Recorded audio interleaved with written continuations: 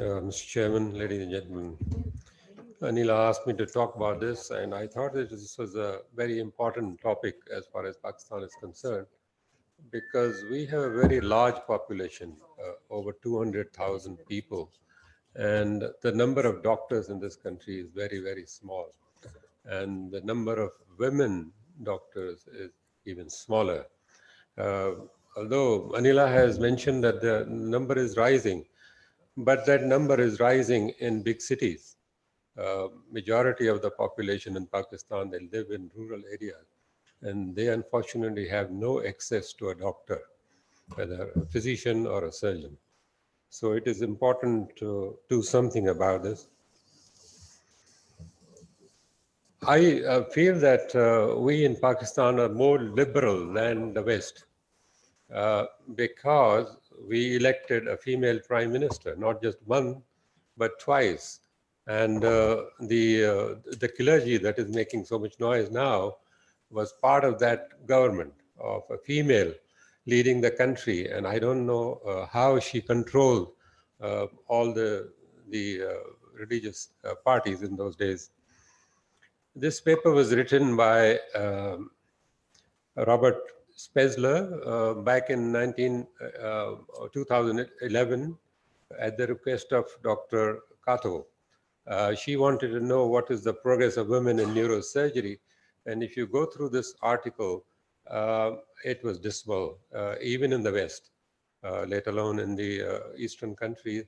And the women's progress only in the recent years, in the last century.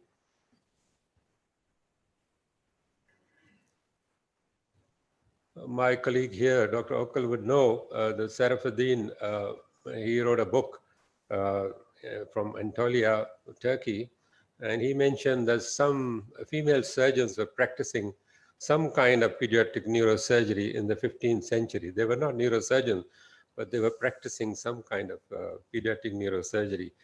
Kosumoto was the first Japanese woman to graduate from medical school in 1822, and women began to specialize in neurosurgery in the 20th century.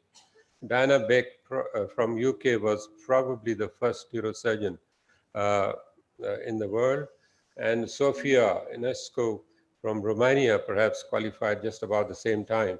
When Diana Beck developed myasthenia gravis, it was diagnosed as woman hysteria because there was so much prejudice against women. Dr. Kato became the first female professor of neurosurgery in Japan, and that's also recent. Iran had its first female neurosurgeon in 1984. Now, the male prejudice against females was so strong in America that Walter Channing, a Harvard professor of obstetrics, proclaimed in 1822 that one of the first and happiest fruits of medical education in America was the exclusion of women from practice. So that was the degree of prejudice in those days. This is an article from a British Journal of Medicine, Lancet, which also talked about women were overlooked and undervalued in medicine. And if you look through this, this is not just that they were, ignored in terms of recruitment, but even if they applied for some research grant, they were totally ignored. And you could find that the women were outnumbered men in the lower levels, but as you go high up, their numbers dwindle. This survey was from the 15 leading universities from Britain, Canada, and United States. The women were outnumbered men in junior positions, but their number dwindled in senior positions, and women suffered from discrimination when they applied for research funding. Another research paper from Lancet, the author was a surgeon himself, and he had mentioned that there was a lot of, there was inadequate support for women, that there was fear of repercussions, which led to treatment of women in surgical training, and other factors were identified in other studies, and they were all pretty bad. 88% women perceive surgery as a male-dominated field. 68% women experience discrimination. 58% women reported use of gendered language at work. This is another study which talked about sexism at work, reported by women. These are NHS figures for the last year. There were 1,130 women as opposed to 959 men in medical training, yet only 14.5% were at the top of the profession. The women consultants in National Health Service in UK, it's 1,389, and the men consultants in HSA are 8,164. So a lot of difference in there. In USA, I have a figure of 49%, but Dr. Russell said that 60% of the medical students are women, but only 12% are in neurosurgery. And 1 in 20 neurosurgeons in USA are women. I don't know if that is absolutely correct. Dr. Anila has already told you about the number of neurosurgeons here. We have slightly different figures because it depends on what the source of information is. And I know that there are 450 qualified neurosurgeons in Pakistan, but a lot of them they have moved to greener pastures in the Middle East, and only 278 neurosurgeons are working in the country, and there are 15 female neurosurgeons. The female neurosurgery residents at the moment are 46, so number is rising. But again, as I said, it is rising in cities and not in the rural areas. The province-wise distribution, if you look at it, Punjab, which is the largest province, has got 6 neurosurgeons. Sindh, the smaller province, has also got 6, and most of them are in Karachi. KPK, 2. Federal Capital has 1, I believe, and there was 1 addition, I think, that somebody's talked about. And Balochistan, unfortunately, has none. So that's where we need to bring some change. Pakistan produces 15,000 medical graduates every year. Unfortunately, 75%, although 75% of those 15,000 graduates are females, only 25% go to actually practice. So that's surprising, because if they go to the medical, why did they go to the medical college in the first place if they don't intend to practice medicine? And we have to see why they do that. This was an article which was written not by men, but 2 women. And one of them was a professor of surgery at Aga Khan University, and now she is a professor of bioethics. And she's a very strong lady, and we used to fear her. So, I mean, that's the reason that she succeeded as well. And she is one of the authors, and she talked about myth of doctor brides. And I'll go into the detail what that means. What are the doctor brides? Parents want their daughters to do medicine because the medical degree is seen as a hot ticket for women to attain better proposals for marriage and thus become trophy wives. Anila wanted me to be controversial. This is a fact. I'm not trying to be controversial. So the immigration becomes easy if you are a doctor. And of course, most of the proposals for marriage also come from abroad. So that's another reason that they want to do medicine. Medicine is universally regarded as a field with the greatest social prestige. So it is not surprising that parents often channel their children towards this field. A medical degree is considered as a safety net and to be used in emergency, like separation or divorce. The role of man as a bread earner has been firmly entrenched in our minds from the very beginning. The woman's role as a mother has been highlighted. This is not a 9-to-5 job. Shift in priorities following marriage occurs, which is natural. And once the woman has children, the issue becomes magnified. So what is the reason for women not coming to neurosurgery? Well, marriage is important in all countries, particularly for women, but more so in Pakistan. Marriage is vital. It is the most important priority, first priority. And if she gets a proposal while she is in the training, likelihood is that she will leave you.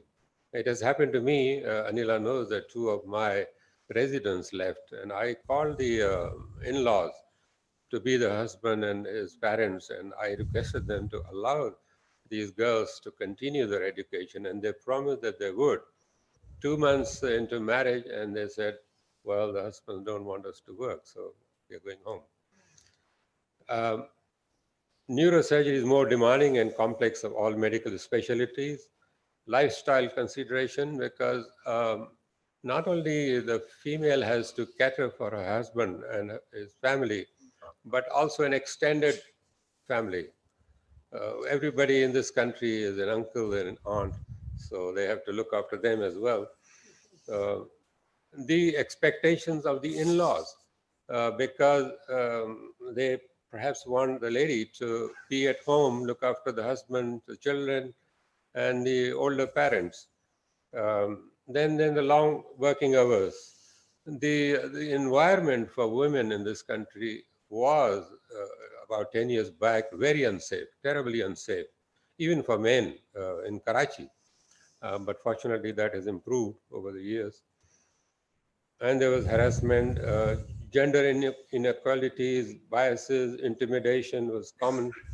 Academic promotion, leadership position, as everybody else has said, uh, is something that is not happening.